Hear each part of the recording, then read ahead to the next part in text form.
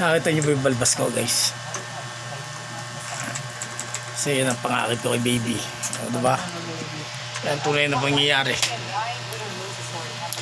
Meron kasi ako, guys, ngayon eh. Jurassic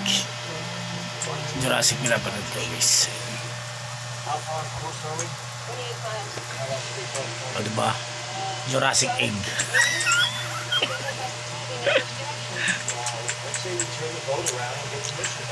Ito nga pala yung mga nag-away-away sa ano. Sa totoo lang. Kung gusto nyong matumbasan yung mga bis na nilalabas ko sa inyo. O diba? Sa totoo lang, kung gusto nila malagpasin yung mga bis ko, ang tunay na pangyayari ganito gawin nyo. O diba? Bawa ka na salamin. O diba? Tapos pag tingin mo sa mukha mong ganyan, batit yung mukha mo, diba? Kung ano reaction mo, yun ang gawin mo. O diba? Marami kang pera, magpapogi ka. Kung gwapo ka naman, magpapangit ka. Yan ang tunay na pangyayari.